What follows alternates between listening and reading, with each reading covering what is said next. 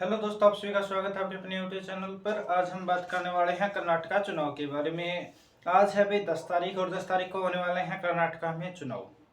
इस चुनाव में खास बात यह रही कि स्टार्टिंग में जब चुनाव का विपुल बचा था उस टाइम मोदी जी नहीं गए थे। तो उस टाइम कांग्रेस ने एक बहुत ही जबरदस्त नैरेटिव खड़ा किया था 40% सरकार का। 40% कमीशन की सरकार के रूप में उन्होंने सीएम मुंबई आदि को उस कैटेगरी में बीजेपी के नेताओं को खड़ा कर दिया था। इसके बाद में वहां पर पहुंचे थे भी अमित शाह साहब। अमित शाह साहब ने एक इतना खतरनाक बयान दिया गृह मंत्री होते हुए कि अगर कांग्रेस आ गई तो कर्नाटका के अंदर है वो दंगे होंगे।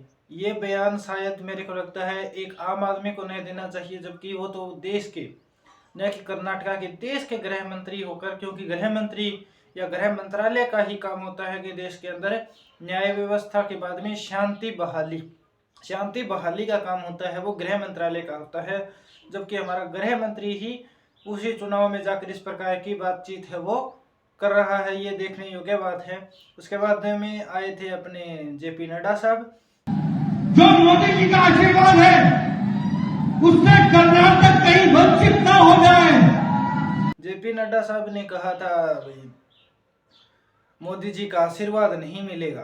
मोदी जी के आशीर्वाद, चुनाव के अंदर नेताओं को जनता का आशीर्वाद लेना पड़ता है, न कि जनता को मंत्रियों का या फिर नेताओं का आशीर्वाद लेना पड़ता है। ये सबसे बड़ी बात है। उसमें भी और वो बहुत अधिक ट्रोल हुए थे। इसके बाद में बारी आती है मल्लिकार्जुन खड़गे साहब की, क्योंकि जब बीजेपी वाले इतने कर रहे हैं तो कांग्रेस वाले कहाँ पीछे रहने वाले हैं। कांग्रेस वालों ने इसके बाद में प्रधानमंत्री मोदी के बारे में खड़गे साहब ने कुछ सांप जैसी बातों का विवरण है वो कर दिया था। इसके बाद में मल्लिकार्जुन खड़गे के बेटे थे, उन्होंने मोदी साहब को नालायक जैसे शब्दों का प्रयोग किया था। वैसे तो ये चुनाव के अंदर एक नॉर्मल प्रैक्टिस ही कहा जा सकता है, क्योंकि मेरे को याद है 2014 से पहले, क्योंकि 2014 और 2014 से बाद के दो सिनेरियो को आपको अलग अलग रखना पड़ेगा, क्योंकि उस टाइम की परिस्थिति और इसमें बहुत फर्क है। याद होगा उस टाइम प्रधानमंत्री जब आपके मनमोहन सिंह थे तो नरेंद्र मोदी ने स्वयं उनके लिए मोनी बाबा रेनकोट पहनकर नहाते जैसे शब्दों का प्रयोग किया है। बोलते नहीं है, इस प्रकार के शब्दों का प्रयोग भी उन्होंने किया है। तो ये अगर ये शब्द गलत है तो उस टाइम वो भी गलत है, या फिर ये राजनीति की नई परिभाषा उस टाइम गढ़ी गई थी तो अभी इस टाइम ये गलत है कैसे हो सकती है 10 साल बाद, ये एक बड़ी सोचने योग्य बात है। तो इसके बाद में आए अपने आदरणीय मोदी साहब चुनाव में उतरने के लिए। उन्होंने चुनावों के अंदर सबसे पहले आते ही अपनी गालियों का एक विवरण दिया, एक लिस्ट गिनाई गालियों की।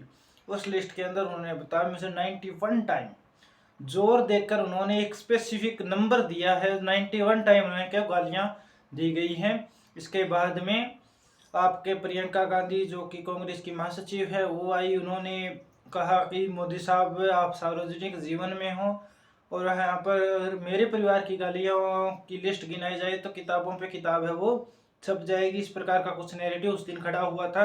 उसके बाद में ये गालियों वाला मुद्दा तो दब चुका था, लेकिन इसके बाद में आया कांग्रेस का मैनिफेस्टो, और कांग्रेस के मैनिफेस्टो के अंदर एक लाइन थी बजरंग दल व पीएफआई को बैन करने की।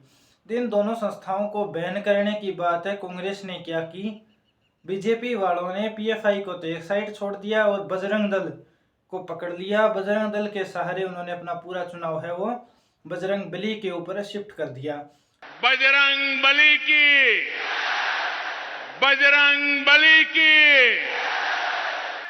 दोनों हाथ ऊपर करके मेरे साथ बोलिए, बजरंग बली की। इसकी अगुवाई देश के प्रधानमंत्री नरेंद्र मोदी साहब ने की। ये मेरे लिए एक दुर्भाग्य की बात है, क्योंकि जो देश का प्रधानमंत्री होता है वो किसी कम्युनिटी विशेष या किसी धर्म ग्रंथ को सार्वजनिक मंचों पर कम से कम इस प्रकार की बातचीत है वो नहीं कर सकता। हाँ, एक धर्म से है वो अपने घर में उस धर्म की पूजा करे, पाठ करे, कुछ दिक्कत नहीं होती है, लेकिन सार्वजनिक जीवन में इस प्रकार की बातचीत से अगर एक देश का प्रधानमंत्री है तो उसे बचना चाहिए। और आज से पहले हमने जितना भी इतिहास पढ़ा है चुनाव में, इस प्रकार की बातचीत से वो बचा गया है। लेकिन मोदी साहब ने तो अपनी एक रैली की, अगले दिन की जो रैली थी उस समय आपको याद होगा शुरू में वो जय भारत जैसे नारे से शुरू करते थे, लेकिन आज के बाद उन्होंने उस दिन के बाद में जय बजरंग बली के नारे के साथ है वो अपनी चुनाव रैलियां है वो शुरू कर दी थी, जिसके ऊपर शायद चुनाव आयोग को ध्यान देना चाहिए था, लेकिन चुनाव आयोग ने ध्यान है वो नहीं दिया। और पूरा लगभग बीजेपी का कैंपेन लास्ट के 10-12 दिनों के अंदर इसी प्रकार जय बजरंगबली के ऊपर ही खड़ा रहा। इसके बाद में लास्ट दो दिनों की बातचीत में बजरंगबली कांग्रेस की ओर से बीजेपी की ओर से चलते रहे। दूसरी ओर सोनिया गांधी जी आई, जिन्होंने शायद एक कॉन्ट्रोवर्शियल स्टेटमेंट तो नहीं कहूँगा, या मिसअंडरस्टैंडिंग या फिर कुछ इसी कर्नाटक की जो सॉवरेनिटी है उसके लिए उन्होंने एक शब्द का प्रयोग कर लिया था कि वो कर्नाटक को बचाना, इसके सॉवरेनिटी को बचाना चाहती है। लेकिन इस शब्द का प्रयोग है वो देश के लिए किया जाता है, न कि एक राज्य के लिए किया जाता है, जिसके लिए कर्नाटक के चुनाव आयोग ने उनको एक नोटिफिकेशन ही जारी कर दिया था। और लेकिन इस प्रकार की नोटिफिकेशन अगर आप भाजपा नेताओं को भी साथ में देते तो फिर चुनाव आयोग एक निष्पक्ष योग्य बात हो सकती थी। इस प्रकार ये चुनाव है वो पूर्ण रूप से चलता रहा। पूरे चुनाव का सार यही रहा कि कांग्रेस 40% कमीशन की बात करती रही और कुछ उन्होंने गारंटी स्कीम्स भी दी थी, जबकि मोदी साहब आने के बाद में पूरा का पूरा चुनाव बीजेपी की ओर से बजरंगबली पर ही रखा गया। ये था पूरा चुनाव का सार। इसके बाद में जो कल का चुनाव आचार संहिता हटने के बाद में कल बीजेपी के कुछ लोगों ने या फिर संगठन है जो बीजेपी का एक हिंदूवादी संगठन है, आप बीजेपी इसके अंदर से हटा दीजिए। संगठन ने क्या किया कि वहां पर हनुमान चालीसा का जाप करना है वो शुरू किया था, जिसके बाद में चुनाव आयोग ने उन्हें नोटिफाई किया और उन्हें इस प्रकार से मना किया। ये भी एक बड़ी बात है कि चुनाव आयोग पूरा चुनाव में जब मोदी साहब जय बजरंगबली की नारे लगा रहे थे तब उन्होंने कुछ नहीं कहा। अगर कोई हनुमान चालीसा पढ़ रहा है तो उसके ऊपर वो नोटिफाई कर रहे हैं। ये सबसे बड़ी बात इस चुनाव की रही। आज वोटिंग है और 13 तारीख को इसका रिजल्ट आना है। देखते हैं आगे क्या होता है। इस प्रकार की आगे के अपडेट देखने के लिए हमारे चैनल को लाइक करें, सब्सक्राइब करें। धन्यवाद।